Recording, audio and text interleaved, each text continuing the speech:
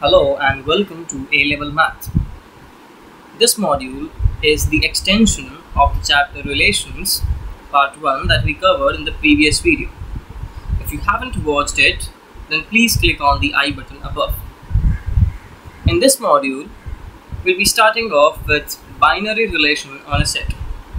As of now, you must have been already familiar with the concept of relation. A relation is defined on two sets, set A and set B. So we take the Cartesian product of those sets and then we take any subset of it. That is a relation. So what is binary relation? So for relation you needed two sets, right? Set A and set B. But for binary relations you don't need two sets. You just need one set. And what you do, you cross it with itself. So say for example, if you are having set A is equal to 2, 6, 8, then what you do, you find out the Cartesian product A cross A, which will be 2, 2, 2, 6, 2, 8, 6, 2, 6, 6, 6, 8, 8, 2, 8, 6, 8, 8. So you just think of the other B as A itself. So you find out 2, 6, 8 cross 2, 6, 8. So you just do the usual multiplication or the cross product, that you do with A and B. So let's see how we can formally define a binary relation. So this A cross A is actually a Cartesian product. You have to take any subset of it, and that will give you a binary relation. So remember, just like relations, we had A cross B as the Cartesian product and we took a subset of it and called it a relation. In a similar way, we just have a set A, we take its Cartesian product with itself and take a subset of it. That subset is called a binary relation. So formally, if A is a non-empty set, remember we needed A and B to be non-empty. So here A has to be non-empty set as well. So if A is a non-empty set, then every subset of the Cartesian product A cross A is called a binary relation or simply a relation on A. So a relation on one set means we are talking about a binary relation on that set. Let A is equal to 1, 2, 3 and let R be defined with these ordered pairs. Show that R is a binary relation on A. Okay, so let's take up this first part first. We have to show that R is a binary relation on A. So it will be sufficient to show that R is a subset of A cross A. That is just sufficient to show that R is a relation on A. Because for any relation, we need it to be a subset of the Cartesian product. So what is A cross A? 1, 1, 1, 2, 1, 3, 2, 1, 2, 2, 2, 3, 3, 1, 3, 2, and last 3, 3. So this is A cross A. So is R a subset of A? That means we want to check whether each of these elements is there in A cross A or not. So 1, 2 is there, 2, 2 is there in A cross A, 3, 1 is there in A cross A, and 3, 2 is also there in A cross A. So R is a relation on A. Next thing, find its domain and range. So we are given this relation and we have to find out the domain and range of this relation. As mentioned earlier in the previous videos, the domain of R is all of these first numbers in the ordered pairs. So the domain is 1, 2, 3 without repetitions, and range are the second numbers. So there is 2, 1, and that's it.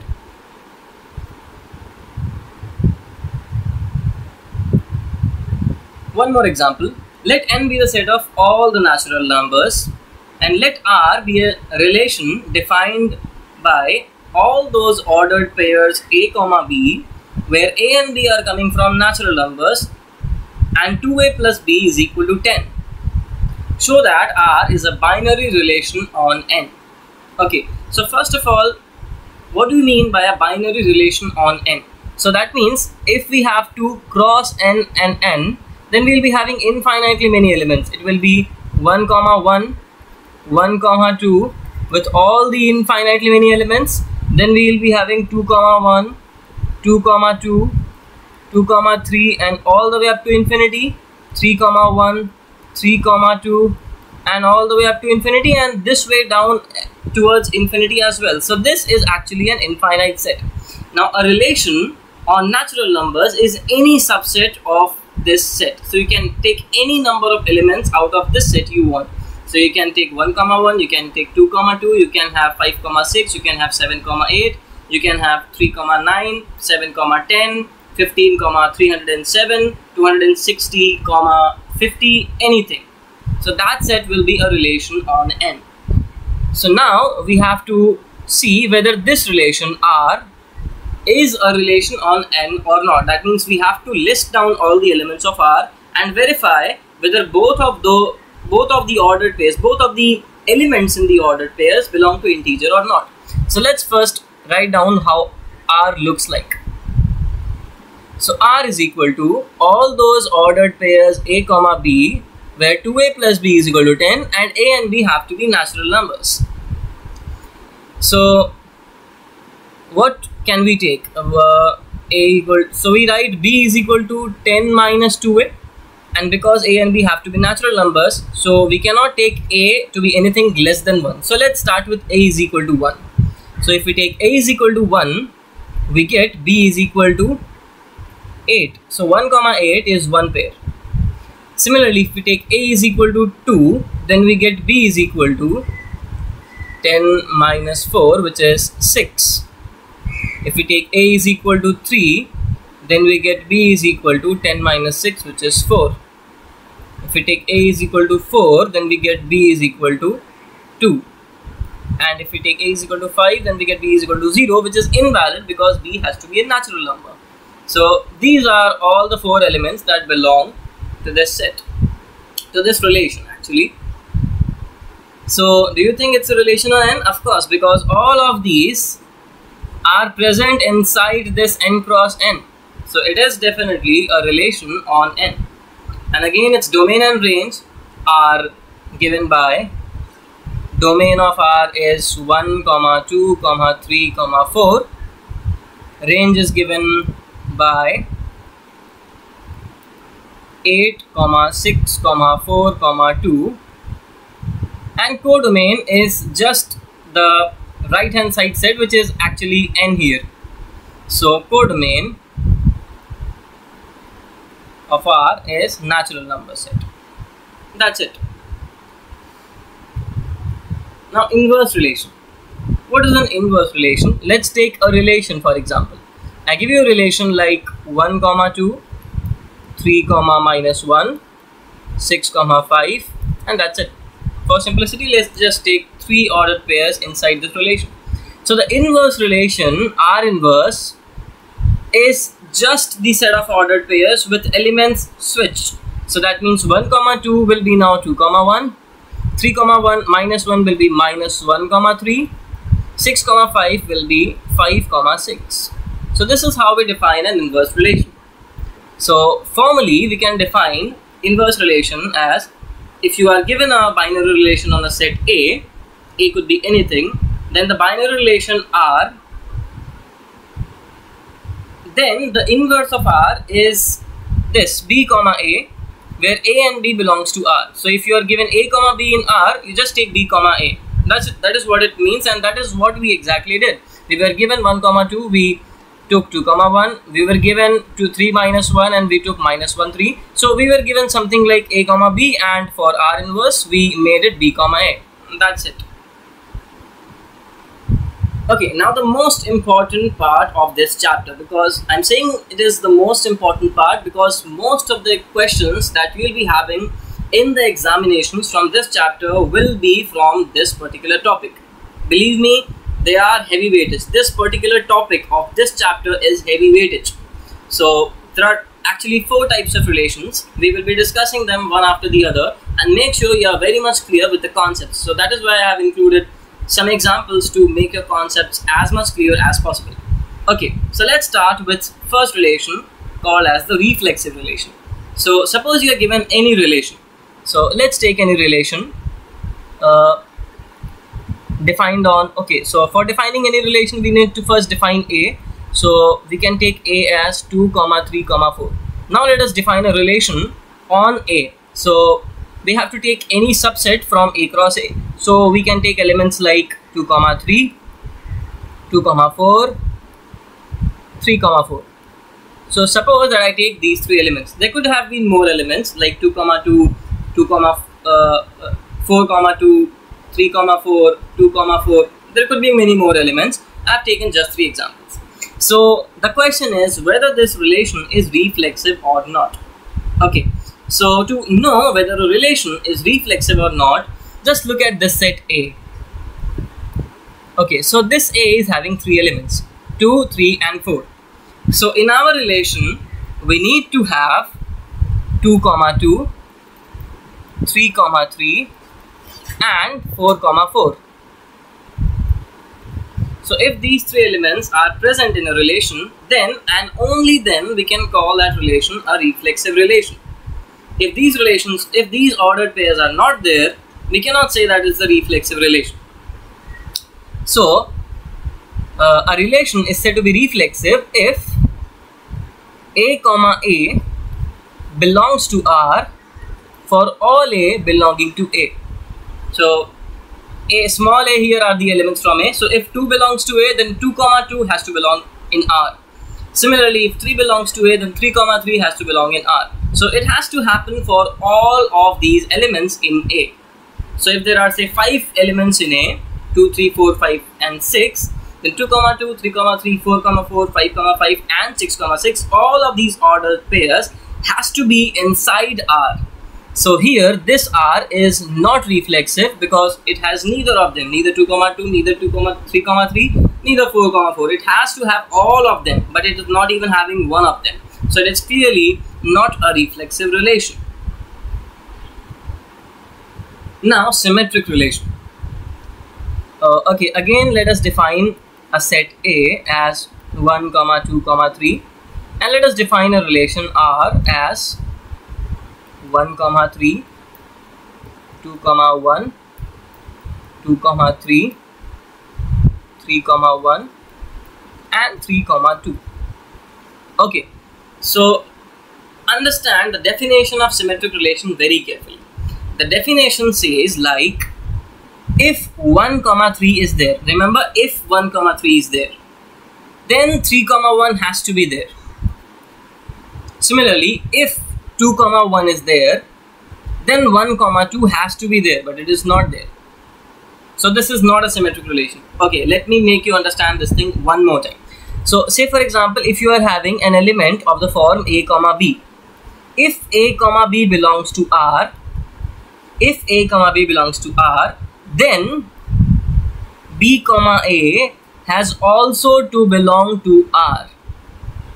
This is the definition, that if one pair is there, then switching those elements should also be there, right? So this is also not a symmetric relation because we see that 2, 1 is there, but 1, 2 is not there. Similarly, there could have been other possibilities as well. 2, 3 is there, but no. This is the only possibility, but it's okay. Even if you are able to find out one such pair, then you can conclude that it is not a symmetric relation. So this should happen every time. If any A, B is there, then B, A, corresponding B, A has to be there. If you can find out any such pair or any ordered pair, then you can conclude that it is not a symmetric relation. Transitive relation. Again, let us define a set quickly. 1, 2, 3 and define a relation 1, 1, 1, 3, 2, 1, 2, 3, 3, 1 and 3, 3. Okay. Now understand this definition also very carefully. So if 1, 3 is there and 3 comma 1 is there, then 1 comma 1 has to be there. I repeat, so initially in symmetric relations you took one ordered pair and checked whether the opposite ordered pair, or I mean switching the elements of the ordered pair, was there or not. Here you have to take two elements such that, suppose you take A comma B from R and B comma C belonging to R. So remember that you have to take these two elements as same. So if you are taking 1 comma 3 from this R, then you have to take 3 comma something from this R. So say for example 3 comma 1. So if you see that these two elements are there in R, if you see that these two elements are there, then A comma C, that means first element of this pair and second element of this pair, A comma C has to be there in R. So for this example over here, if 1 comma 3 is there, yes, 1 comma 3 is there, and 3 comma 1 is there, 3 comma 1 is there, then 1 comma 1 also needs to be there. So 1 comma 1 is also there, but you cannot now conclude that it is transitive relation. You have to check for all the possibilities. That is why it is a bit time consuming. So let's check for all the possibilities. So 1 comma 3 is there and 3 comma 3 is there. So 1 comma 3 is there and 3 comma 3 is there. Now we have to check whether 1 comma 3 is there or not. 1 comma 3 is again the same element itself, so it is there, no problem. You can take the same element, there is no harm in that. It just needs to be there inside this relation. Okay, 2 comma 1 is there and 1 comma 3 is there. So 2 comma 1 is there and 1 comma 3 is there. So you need to have 2 comma 3 in this relation as well. So 2 comma 3 we are having. Okay, so far we are good going. So it could be a transitive relation. Let's check for some more. So 1 comma 1 is there. Okay, let me erase some of these things so that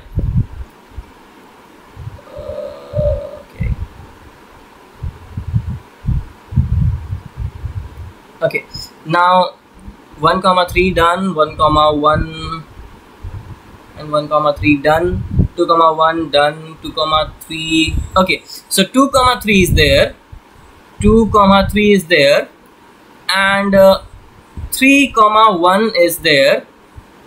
So are we having 2 comma 1 in our set?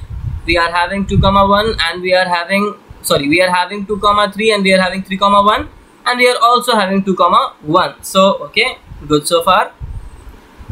2 comma 1 done, 2 comma 2 is not there, so no need to check. 2 comma 3 we have already checked. Now 3 comma 1 and 1 comma 3. Okay, so we are having 3 comma 1 in our set and we are also having 1 comma 3 in our set. So are we having 3 comma 3 in our set? Yes, we are having 3 comma 3. So we cannot find any such pair where this is not happening. So what I mean is that if you can find out any such pair such that A comma B is there and B comma C is there, but A comma C is not there, if you can find out any such triplet, any such 3 pairs, then you can conclude that it is not a transitive relation. But I am at least unable to find such a triplet over here. It might happen that I have missed out even if it is there. So you can try it yourself and come up with some answer or some contradiction and conclude that it is not a transitive relation. But I think it is a transitive relation because I cannot find such a triplet. So it is a transitive relation. I hope the definitions are clear. It will take some time to digest these things. Refer to your books, go through more examples, then it will make things clear. I know it is a bit heavy, but try and understand and give your best. Finally, equivalence relation. This definition is the simplest, but it is in the examination the most problematic question, because an equivalence relation is a relation which is all of the previous 3 relations. So it has to be reflexive, it has to be symmetric, and it has to be transitive. So if a relation is all 3 of these, then a relation is an equivalence relation. So the definition is easiest, but the problem is if you are asked to prove whether a relation is equivalence or not, then you have to go and check step by step for every kind of relation. So you have to check whether the relation is reflexive, if the relation is symmetric, and transitive as well. If it is reflexive and symmetric but not transitive, then it is not equivalence. It has to be all three. Even if it is not one of these relations, it is not an equivalence relation. Let's take up some example, and we'll try to see whether this relation is reflexive, symmetric and transitive. So let's do the first part. Let's see whether this relation is reflexive or not. Okay, let me remind you the definition again. So the definition says that the relation should contain all the pairs like a comma a, where a is coming from the set on which it is defined. So this relation is defined on the set of natural numbers.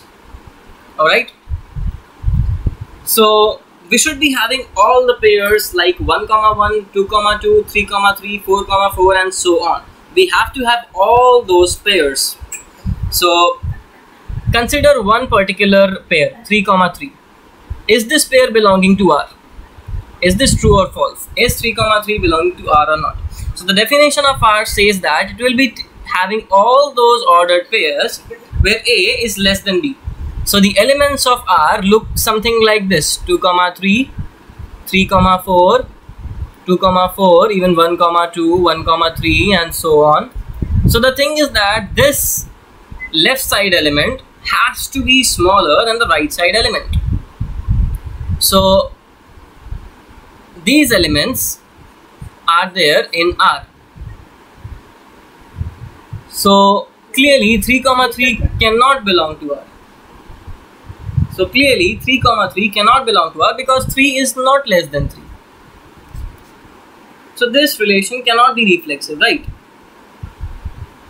Now, what about symmetric relation? The symmetric relation says that suppose if 2 comma 5 belongs to R, then 5 comma 2 also needs to belong to R. But this is clearly not the case because 2 comma 5 is there in R, absolutely, because 2 is less than 5. But 5 comma 2 doesn't belong to R because 5 is not less than 2. So this 5 comma 2 doesn't belong to R. Alright, so this relation is neither reflexive nor symmetric. Let's see if this is transitive or not. So the transitivity says that if 2 comma 3 belongs to R and 3 comma 4 belongs to R, then 2 comma 4 has to belong to R as well. So this is happening for this particular example because 2 comma 3 and 3 comma 4 both belong to R, and if both of these belong to R, then 2 comma 4 also belongs to R because 2 is less than 4. So in this particular example it is happening. But can you come up with some example where you see that the first two pairs like 5 comma 6 and 6 comma 8, or like 3 comma 7 and 7 comma 15. So can you come up with any such pair where both of those elements belong to R, but the third element, that means A comma C, will not belong to R? So let me take some more pairs to make it clear to you. So suppose 2 comma 6 belongs to R. Of course it does because 2 is less than 7. And 7 comma 15 belongs to R. Again 7 is less than 15. So this pair also belongs to R. So is 2 comma 15 belonging to R? Yes, it is. And actually it will happen for all these triplets. Now whenever you have to prove that this doesn't hold for a particular element, then it is easy. I mean, if you have to show that something is not reflexive or not symmetric, then it is easy. You just have to come up with some example. But when you have to show that something is transitive or something is reflexive, then you have to prove it generally. You cannot give 2 to 3 examples and say that okay, this is happening for these 2 examples, so we can conclude that it will happen for all the examples. It will not be accepted in the examination. So what you have to do, you have to prove it. So we prove that it will happen for any such pairs that you take. So let we take 2 pairs that belong to R. Let us take A comma B and B comma C belonging to R. Notice that again we have to take these 2 elements same. Like in here 7 and 7, or in here 3 and 3. We have to take these 2 same.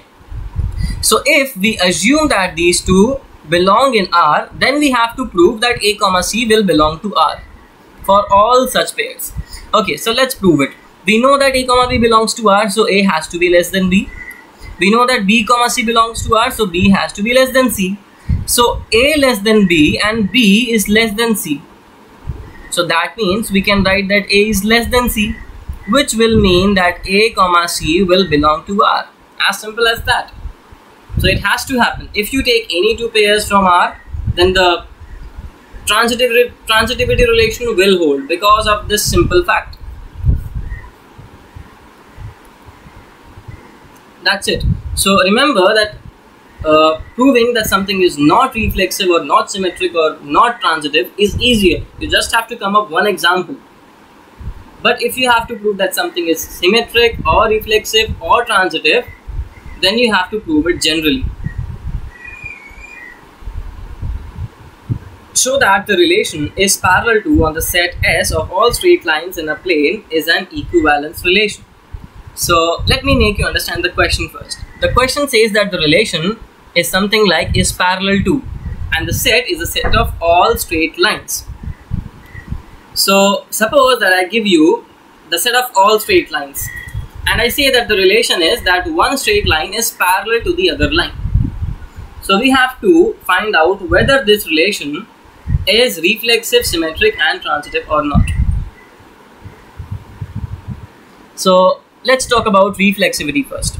So what do? You first of all, let's define the set of all straight lines. S is the set of all straight lines.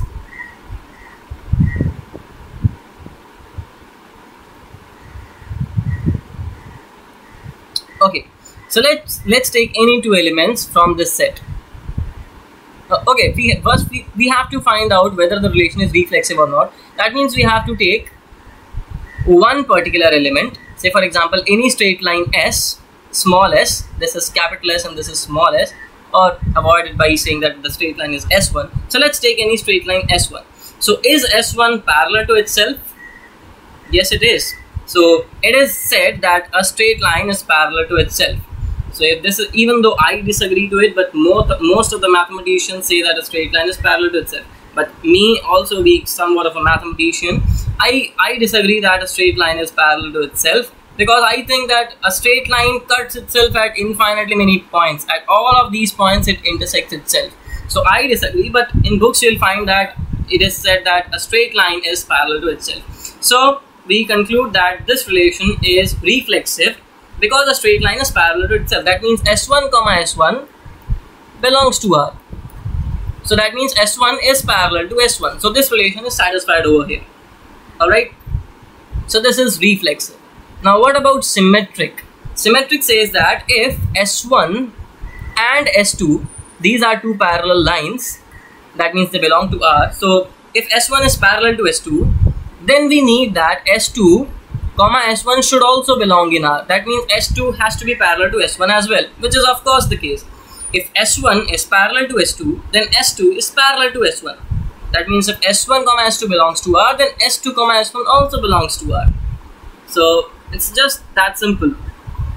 Okay, so this relation is symmetric because it will happen for all of these pairs. If you take any two straight lines which are parallel to itself, say for example S1 and S3 which are parallel to one another, then S3 and S1 will also be parallel, right? So you can switch these positions without any harm. And finally, transitive relation. So we take three lines. Suppose S1 and S2 belong to R, and similarly S2 comma S3 belong to R. That means we are given that S1 is parallel to S2 and S2 is parallel to S3. So is S1 comma S3 belonging to R? Yes, it is, because S1 is parallel to S2 and S2 is parallel to S3. So S1 has to be parallel to S3. So that means S1 comma S3 belongs to R. So it will happen for any such pair, right? You can take any three lines. If one is parallel to the second and if second is parallel to the third, then first line has to be parallel to the third line. So this relation will be always satisfied. So this relation is transitive as well. So this relation is equivalence relation because it is all three of them. It is reflexive, it is symmetric, it is transitive. So I know it could be a little bit hard for you for now, but I strongly recommend you to go through all the examples of your textbook and try to digest these facts. Okay, you will take time, but these ideas will eventually sink in. Okay, so finally have a recap of all of the things that we have discussed. First of all, we discussed binary relation. So a relation is defined on two sets and it is a subset of A cross B, but a binary relation is simply a subset of A cross A. That means a relation on itself. Secondly, an inverse relation is just by switching the switching the elements inside the pair, and that is how we obtain an inverse relation for a given relation. Finally, the types of relation. We have discussed reflexive relations, symmetric relations, and transitive relations, and finally the equivalence relation. And that's it. So study hard. I know this chapter was a little bit heavy. I'm focusing on this fact that I'm not demotivating you, but I'm just motivating you to study even harder, because this is not something too difficult, and this is, believe me, the easiest part that will give you a good amount of marks in your examination. The examinations they'll be asking you very much straightforward questions, and once you get the hang of these ideas, you will not be facing any difficulties in going through any of those questions. Okay, thanks a lot. Bye bye. Enjoy.